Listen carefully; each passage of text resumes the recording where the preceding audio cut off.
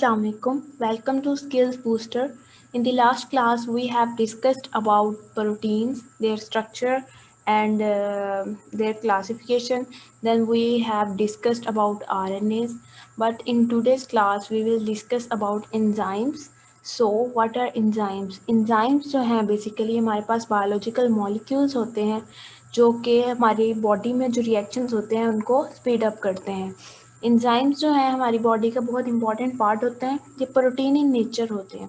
Enzyme ये देखिए ये हमारे पास सपोज ये डायग्राम जो है ये बेसिक सी डायग्राम है। ये हमारे पास एक एंजाइम है और ये जो हमारे पास ये वाली जो स्पेस है इसको हम एक्टिव साइट बोलेंगे।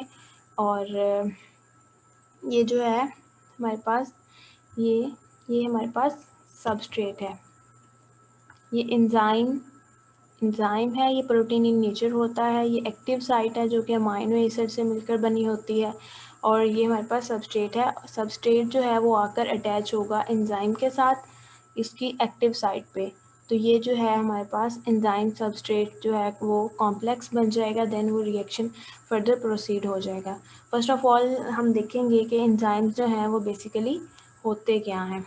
तो चलते हैं एंजाइम्स की तरफ। Enzymes are the most important group of protein which are biologically active. ये जो हैं ये बहुत इंपॉर्टेंट ग्रुप होते हैं प्रोटीन्स का, यानी अमाइनो एसिड से मिलकर जो प्रोटीन्स बनती हैं उनका एक बहुत इंपॉर्टेंट जो है ये ग्रुप होते हैं और बायोलॉजिकली एक्टिव होते हैं।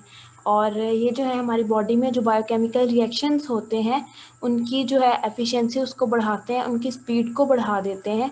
और एंजाइम्स, अगर हम एंजाइम्स की बात करें, हमारी बॉडी में जो रिएक्शंस होते हैं, अगर एंजाइम्स सपोज अगर एंजाइम्स ना हो तो हमारी बॉडी के रिएक्शंस जो हैं वो बहुत स्लो हो जाएं और जो हमारी जो लाइफ है वो इम्पॉसिबल हो सकती है।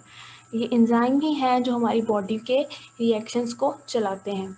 और एंजाइम की नेक्स्ट हम स्ट्रक्चर की बात करते हैं कि एंजाइम जो हैं स्ट्रक्चरली कैसे होते हैं।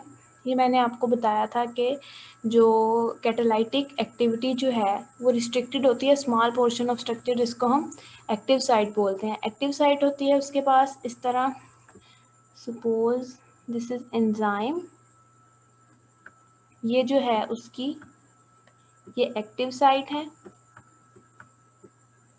और जो इसके ऊपर इस तरह आकर अटैच होगा ये हमारे पास सबस्ट्रेट है।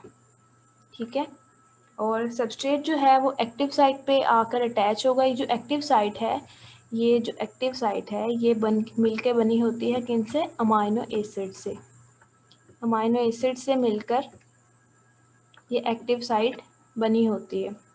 और जो हमारे पास रेस्ट स्ट्रक्चर होता है एंजाइम का, वो अमाइनो एसिड जो हैं वो उसके ग्लोबुलर स्ट्रक्चर जो प्रोटीन एंजाइम का होता है उसको जो अमाइनो एसिड्स हैं वो मेंटेन करते हैं। हमने देखा था कि जो हमारे पास एंजाइम्स हैं ये प्रोटीन इन नेचर हैं और हमने ये भी देखा था कि ये इनका जो स्ट्रक्चर है ये ग्लोबुलर स्ट्रक्चर है। और इसका जो नॉन प्रोटीन पार्ट होता है उसको हम कोफैक्टर बोलेंगे। और कोफैक्टर होता क्या है, ये एंजाइम्स के साथ जो नॉन प्रोटीन पार्ट अटैच होता है उसको कोफैक्टर कहते हैं। इसका फंक्शन क्या होता है, फंक्शनली जो है कोफैक्टर जो है ये एज अ ब्रिज एक्ट करते हैं between enzyme and it's substrate. यानी जो हमारे पास एंजाइम होता है और सबस्ट्रेट होता है इसकी अटैचमेंट के लिए कोफैक्टर जो है वो एज अ ब्रिज एक्ट करते हैं, यानी ये उसके साथ होगा और उसको उन दोनों को अटैच करवाने में हेल्प करेगा और केमिकल रिएक्शन में ये बहुत ज़्यादा हेल्प करता है। उसके अलावा कोफैक्टर का एक और फंक्शन भी है कि ये जो है केमिकल रिएक्शंस जो हमारी बॉडी में होते हैं उसको केमिकल एनर्जी भी प्रोवाइड करता है, एज अ सोर्स एक्ट करता है ऑफ केमिकल एनर्जी। अगर ये ना हो तो हमारे जो है केमिकल रिएक्शंस जो बॉडी में होते हैं उनको ड्राइव करना बहुत ज़्यादा डिफ़िकल्ट हो जाए या यूँ कह सकते हैं कि बिल्कुल इम्पॉसिबल हो सकता है। इसकी एग्जांपल्स में देखते हैं, हमारे पास आ जाते हैं मैग्नीशियम, आयरन डाइपॉजिटिव, कॉपर और जिंक। ये जो है हमारे पास ये कोफैक्टर्स हैं। नेक्स्ट है हमारे पास the detachable cofactor is known as activator if it is an inorganic ion.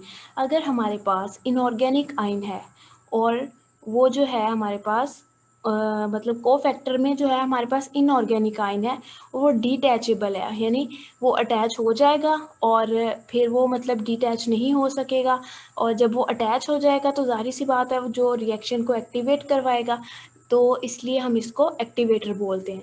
और जो है हमारा जो नॉन प्रोटीन पार्ट अगर जो है कोवलेंटली बॉन्डेड होगा एंजाइम के साथ तो उसको हम प्रोस्थेटिक ग्रुप बोलेंगे, और अगर वो लूजली अटैच होगा प्रोटीन पार्ट के साथ तो उसको कोएंजाइम कहेंगे। विटामिन्स की आगे एग्जांपल दी हुई है कि ये विटामिन्स जो हैं ये क्लोजली रिलेटेड होते हैं कोएंजाइम से। क्यों क्यों कोएंजाइम से क्लोजली रिलेटेड होते हैं? क्योंकि ये जो है कोएंजाइम का रॉ मटेरियल होते हैं। विटामिन्स जो हैं ये कोएंजाइम का रॉ मटेरियल होते हैं। कोएंजाइम जो है वो विटामिन की फर्दर प्रोसेसिंग करके जो है हमारे पास कोएंजाइम हासिल होते हैं। नेक्स्ट है हमारे पास एपोएंजाइम। एपोएंजाइम क्या होते हैं? An enzyme with its coenzyme और प्रोस्थेटिक ग्रुप रिमूव्ड। अगर एक एंजाइम है और उसका जो है कोएंजाइम या फिर प्रोस्थेटिक ग्रुप अगर रिमूव कर दिया जाए तो उसको हम एपोएंजाइम बोलेंगे। और एपोएंजाइम जो है इसकी जो है एक्टिविटी जो है इसको हम रिस्टोर भी कर सकते हैं। किस तरह रिस्टोर कर सकते हैं? अगर हम करेक्ट अमाउंट में जो है कोएंजाइम को इसमें ऐड करते हैं। अगर कोएंजाइम को हम अपने करेक्ट अमाउंट में ऐड करते हैं तो एपोएंजाइम की एक्टिविटी जो है वो रिस्टोर हो जाती है। एपोएंजाइम जो है ये इनएक्टिव होते हैं। इसकी एक्टिविटी को रिस्टोर करने के लिए क्यों इनएक्टिव होते हैं? क्योंकि प्रोस्थेटिक ग्रुप या फिर कोएंजाइम रिमूव हुआ होता है, तो इस वजह से इसकी अगर एक्टिविटी को रिस्टोर करना है तो इसमें हम कोएंजाइम को ऐड करेंगे तो इसकी जो एक्टिविटी है वो रिस्टोर हो जाएगी।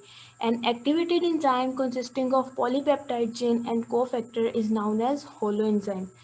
हमारे पास जो है एक एंजाइम जिसके पास पॉलीपेप्टाइड चेन भी हो और कोफैक्टर भी हो उसको हम होलो एंजाइम बोलेंगे। होलो एंजाइम जो है ये एक्टिव होते हैं जबकि एपो एंजाइम जो है ये इनएक्टिव होते हैं।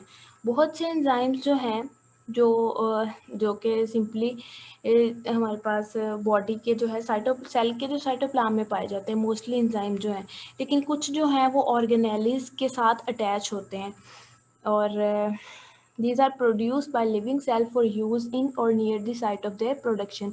enzymes जो है ये वहीं पर पैदा मोस्टली जो है लिविंग सेल इसको वहीं पे पैदा करते हैं, वहीं पर या फिर उस साइट के नियर जहाँ पर इनका फंक्शन होता है उस एरिया के बिल्कुल नियरली ये जो है एंजाइम प्रोड्यूस किए जाते हैं। एंजाइम जो है हमारे पास नेक्स्ट उसने एग्जाम्पल दी हुई है कि कौन से एंजाइम कहाँ पाए जाते हैं। इनमें सबसे पहले प्लांट्स की एग्जांपल ली हुई है कि जो हमारे पास फोटोसिंथेसिस में इन्वॉल्व होते हैं एंजाइम वो क्लोरोप्लास्ट में पाए जाते हैं। एज़ कम्पेयर टू अगर हम रेस्पिरेशन की बात करें, रेस्पिरेशन में जो एंजाइम्स इन्वॉल्व होते हैं वो माइटोकॉन्ड्रिया में पाए जाते हैं। और जो है नेक्स्ट है जो एंजाइम हमारे पास प्रोटीन की सिंथेसिस में इन्वॉल्व होते हैं वो राइबोसोम्स का जो है synthesis and integral part. Some of the enzymes which are involved in the synthesis of protein are integral part of ribosomes। वो enzymes जो कि प्रोटीन की synthesis में involve होते हैं वो ribosomes में मौजूद होते हैं। नेक्स्ट है हमारे पास ये स्ट्रक्चर है, ये देखेंगे हमारे पास एंजाइम है, ये साइट जो है इसको हम एक्टिव साइट बोलेंगे। और ये देखें ये हमारे पास ये सबस्ट्रेट है, ये अगर इधर इस तरह अटैच भी हो जाएगा तो रिएक्शन को एक्टिवेट नहीं करवा सकेगा। क्यों नहीं करवा सकेगा? क्योंकि इधर ये कोफैक्टर की अभी जगह है। जब ये कोफैक्टर साथ अटैच होगा तो ही ये रिएक्शन फर्दर प्रोसीड होगा। इस तरह इसको कह सकते हैं कि जो कोफैक्टर है वो एज अ ब्रिज एक्ट करेगा। इस तरह ये हमारे पास एंजाइम सबस्ट्रेट कॉम्प्लेक्स बन गया, देन फर्दर प्रोसेसिंग होगी तो हमारे पास ये प्रोडक्ट बन जाएगी और एंजाइम यहाँ से दोबारा रिलीज़ हो जाएगा और एंजाइम और कोफैक्टर को हम दोबारा भी यूज़ कर सकते हैं। देन है एंजाइम्स की कैरेक्टरिस्टिक में क्या है? Enzymes are biochemical catalyst possessing following important characteristic. सबसे पहले ये है कि एंजाइम्स जो हैं ये ग्लोबुलर प्रोटीन्स हैं। ग्लोबुलर प्रोटीन हमने देखा था प्रोटीन के स्ट्रक्चर में कि एंजाइम्स ग्लोबुलर प्रोटीन्स हैं। ग्लोबुलर प्रोटीन्स कौन सी होती हैं? जो कि हमारे पास ग्लोब्यूल की शक्ल में होती हैं, एलिप्सॉइडल होती हैं, और they increase the rate of reaction without themselves being for. चलें हम अब इसकी कैरेक्टरिस्टिक की बात करते हैं कि जो रिएक्शन हमारे पास एंजाइम्स हैं ये रेट ऑफ रिएक्शन को इंक्रीज कर देते हैं, लेकिन जो खुद हैं वो यूज़ नहीं होते। At the end of the reaction क्या होता है कि हमें वापस ये जो हैं दोबारा हासिल हो जाते हैं एंजाइम। और इनकी एक ये भी प्रॉपर्टी है कि ये जो हैं केमिकल रिएक्शन को तेज़ तो करवा देते हैं, लेकिन उसकी नेचर ऑफ प्रोडक्ट जो होती है उसको चेंज नहीं करते। क्यों नहीं चेंज करते? क्योंकि ये जस्ट साथ अटैच हो जाते हैं और at the end of reaction जो है रिलीज़ हो जाते हैं। इस तरह ये नेचर और प्रॉपर्टीज़ ऑफ एंड प्रोडक्ट को चेंज नहीं करते। Small amount of enzyme can accelerate chemical reaction. Enzymes जो हैं इनकी बहुत ज़्यादा स्मॉल अमाउंट भी केमिकल रिएक्शन को एक्सेलरेट कर सकती है, केमिकल रिएक्शन को बढ़ा सकती है। और इनकी ये भी प्रॉपर्टी है कि ये स्पेसिफिक होते हैं इन देयर एक्शन, यानी अगर एक एंजाइम की बात की जाए तो वो सिर्फ एक ही केमिकल रिएक्शन या फिर उससे रिलेटेड केमिकल रिएक्शन को जो है वो परफॉर्म करवा सकता है। फॉर एग्ज़ाम्पल अगर हम जो है बात करें फोटोसिंथेसिस के एंजाइम की, जो कि क्लोरोप्लास्ट में पाया जाता है, वो सिर्फ फोटोसिंथेसिस में ही इन्वॉल्व होगा, वो रेस्पिरेशन में अपना जो है काम नहीं कर सकता रेस्पिरेशन के प्रोसेस में, वो सिर्फ फोटोसिंथेसिस में ही इन्वॉल्व होगा। इस तरह वो हाईली स्पेसिफिक, हर एंजाइम जो है वो हाईली स्पेसिफिक है। जैसे हम एग्जांपल लेते हैं पेप्सिन के, पेप्सिन जो है प्रोटीन के डाइजेशन में ही काम करेगा और किसी प्रोसेस में वो इन्वॉल्व नहीं होगा। Some enzymes require cofactor for their proper functioning. Enzymes कुछ जो होते हैं उन्हें कोफैक्टर चाहिए होता है, क्योंकि कोफैक्टर एक्ट करता है एज अ ब्रिज। तो उन एंजाइम्स की प्रॉपर फंक्शनिंग के लिए हमें कोफैक्टर चाहिए होता है। और इनकी लास्ट प्रॉपर्टी है कि they lower the activation energy of the reaction. Activation energy क्या होती है? एक्टिवेशन एनर्जी वो होती है जिसको हमारे पास जो रिएक्टेंट्स हैं, एक्टिवेशन एनर्जी वो ब्रिज होता है जिसको हमारे रिएक्टेंट्स ने क्रॉस करके प्रोडक्ट बनना होता है। ये जो हमारे पास फॉर एग्जांपल ये हमारे पास रिएक्टेंट्स हैं और ये हमारे पास प्रोडक्ट है। अब ये जो है ये एनर्जी बैरियर जो है इसको हम जो रिएक्टेंट को क्रॉस करना पड़ेगा अगर प्रोडक्ट बनानी है तो उस एनर्जी बैरियर को हम एक्टिवेशन एनर्जी कहेंगे। अब एंजाइम की प्रॉपर्टी क्या है? एंजाइम की प्रॉपर्टी ये है कि वो एक्टिवेशन एनर्जी को कम कर देते हैं, यानी इस ब्रिज को कम कर देते हैं। ये देखें, ये जो है इस तरह, ये देखें ये कम हो गया ना, ये ब्रिज ज़्यादा था यानी ये एनर्जी ज़्यादा थी, एनर्जी ऑफ एक्टिवेशन ये अब कम हो गई है, तो जो अब प्रोडक्ट बनेगी वो आसानी से और जल्दी बन जाएगी। ये इनकी प्रॉपर्टी है। सो देन है हमारे पास, उन्होंने पेप्सिन की एग्जांपल दी है और ये बताया कि कुछ जो एंजाइम्स होते हैं हमारे पास वो हाईली डैमेजिंग होते हैं, इसलिए उनको हम एक्टिव फॉर्म में नहीं बनाते, यानी बॉडी उसको एक्टिव फॉर्म में नहीं बनाती, इनएक्टिव फॉर्म में बनाती है। इसकी एग्जांपल है पेप्सिन। अगर पेप्सिन जो है वो highly powerful protein digesting enzyme है और ये जो है स्टमक की जो internal cell wall, internal cell जो होते हैं उसको डिस्ट्रॉय कर सकती है। पेप्सिन जो है अगर एक्टिव फॉर्म में स्टमक में बने तो ये स्टमक के इंटरनल सेल को डैमेज कर सकती है। इस वजह से जो है ये इनएक्टिव फॉर्म में बनती है जिसको हम पेप्सिनोजिन बोलते हैं। और फिर HCl पेप्सिनोजिन जो है इस पर इसके साथ HCl रिएक्ट करता है तो ये एक्टिव फॉर्म में कन्वर्ट हो जाती है। लेकिन कब कन्वर्ट होती है? जब इसकी ज़रूरत होती है तभी इसके साथ HCl रिएक्ट करता है और इसको पेप्सिन की फॉर्म में कन्वर्ट कर देता है। देन है हमारे पास mechanism of action of enzymes.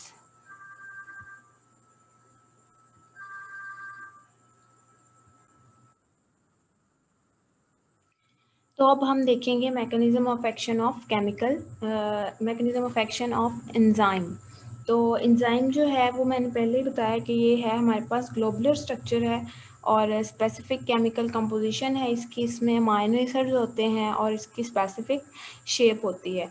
अब जो है हमारे पास एंजाइम होता है, दूसरा जो है हमारे पास सबस्ट्रेट होता है। अब जो सबस्ट्रेट है वो आकर एंजाइम के साथ अटैच होगा और हमारे पास ES जो है वो कॉम्प्लेक्स बना देगा, एंजाइम सबस्ट्रेट कॉम्प्लेक्स बना देगा। देन फर्दर क्या होगा कि जो हमारे पास ES कॉम्प्लेक्स है वो कन्वर्ट हो जाएगा एंजाइम प्लस प्रोडक्ट में और प्रोडक्ट बन जाएगी हमारे पास, और जो एंजाइम है वो हमें वैसे ही अनअल्टर्ड फॉर्म में मिल जाएगा।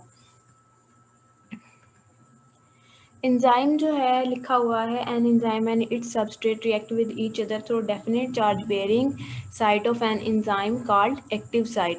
जो डेफिनेट चार्ज बेयरिंग साइट से जो है वो रिएक्ट करेगा, सबस्ट्रेट जो है रिएक्ट करेगा, उस साइट को हम एक्टिव साइट बोलेंगे। ये जो हमारे पास ये ऐसे करके इधर साइट होगी ये वाली, इसको हम एक्टिव साइट बोलेंगे, और ये इसके पास चार्ज होता है, ये अमाइनो एसिड से मिलकर बनती है। और देन है हमारे पास कि एक्टिव साइट जो एंजाइम की है उसके फर्दर 2 रीजन्स होते हैं, एक बाइंडिंग साइट होती है और एक कैटालाइटिक साइट होती है। अब बाइंडिंग साइट का फंक्शन क्या होता है? Binding site as a name shows के बाइंडिंग में कुछ इसका मतलब फंक्शन होगा। तो बाइंडिंग साइट जो है ये क्या करती है, ये सबस्ट्रेट को रिकॉग्नाइज करने में कि कौन सा सबस्ट्रेट जो है इस एंजाइम के साथ अटैच होगा उसके रिकॉग्निशन में अहम रोल प्ले करती है, उसको रिकॉग्नाइज करती है और ES कॉम्प्लेक्स बनाती है। और जो हमारे पास कैटालाइटिक साइट होती है, एज द नेम शोज़ के कैटालिसिस होगी, कुछ इस तरह का फंक्शन होगा। सो क्या होगा कि ये केमिकल रिएक्शन को कैटालाइज करवाएगी, ES कॉम्प्लेक्स जो है जो बन जाता है उसको फर्दर उसकी कैटालिसिस करवाएगी और एंजाइम प्लस प्रोडक्ट बन जाएगा। वो किसका फंक्शन होगा? ये कैटालाइटिक साइट का फंक्शन होगा। और जो है एंजाइम को फंक्शन करने के लिए एक्वस मीडियम जो है उसकी एक्टिविटी के लिए रिक्वायर होता है, ये इसकी रिक्वायरमेंट है। ये देखिए हमारे पास ये है सबस्ट्रेट,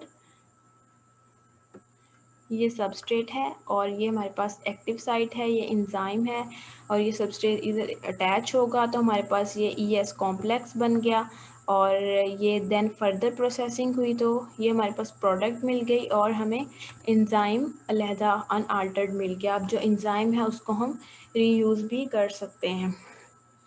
देन है इसके 2 मॉडल्स हैं, लॉक एंड की मॉडल है और दूसरा इंड्यूस फिट मॉडल है। फर्स्ट ऑफ ऑल हम लॉक एंड की मॉडल को देखेंगे। इस मॉडल को एमएल फिशर ने प्रपोज किया था 1890 में, और उसने कहा था कि जैसे हर लॉक को खोलने के लिए स्पेसिफिक की होती है, बिल्कुल इसी तरह हर सबस्ट्रेट को प्रोडक्ट में कन्वर्ट करने के लिए हमें एक स्पेसिफिक जो है वो एंजाइम चाहिए होता है। तो इस तरह हम देखते हैं कि जो हमारे पास एंजाइम है वो एक्ट करेगा एज अ की, एंड जो हमारे पास सबस्ट्रेट है वो एक्ट करेगा as a lock. According to this model, as one specific key can open only a specific lock, in the same manner, specific enzyme can transform only one substrate into product. उसी तरह मैंने जैसे आपको बताया कि जैसे हमें स्पेसिफिक की चाहिए होती है स्पेसिफिक लॉक को ओपन करने के लिए, बिल्कुल उसी तरह हमें एक स्पेसिफिक एंजाइम चाहिए होता है सबस्ट्रेट को प्रोडक्ट में कन्वर्ट करने के लिए। लॉक एंड की मॉडल के मुताबिक ये था कि इसकी जो एक्टिव साइट है वो रिजिड है, उसमें कोई फ्लेक्सिबिलिटी नहीं है। इस वजह से जो है ड्यूरिंग या फिर आफ्टर द रिएक्शन जो है एंजाइम एक्शन जो है ये चेंज, इसकी शेप जो है ये चेंज नहीं होती, तो इसको एज अ टेम्पलेट यूज़ करते हैं। बाद में देखा गया कि ये जो मॉडल है ये सही नहीं है, तो इसको कैंसिल कर दिया गया और एक नया मॉडल प्रपोज किया कॉशलैंड ने जो है 1959 में अपना मॉडल दिया। इसके मुताबिक क्या था कि जो है हमारे पास एक्टिव साइट है वो फ्लेक्सिबल है, वो मॉडिफाई ड्यूरिंग केमिकल रिएक्शन उसमें कुछ चेंजेस आते हैं जिसकी वजह से जो है वो कैटालाइटिक एक्टिविटी मोर इफेक्टिवली हो जाती है। He argued that when a substrate combines with an enzyme, it induces changes in enzyme structure.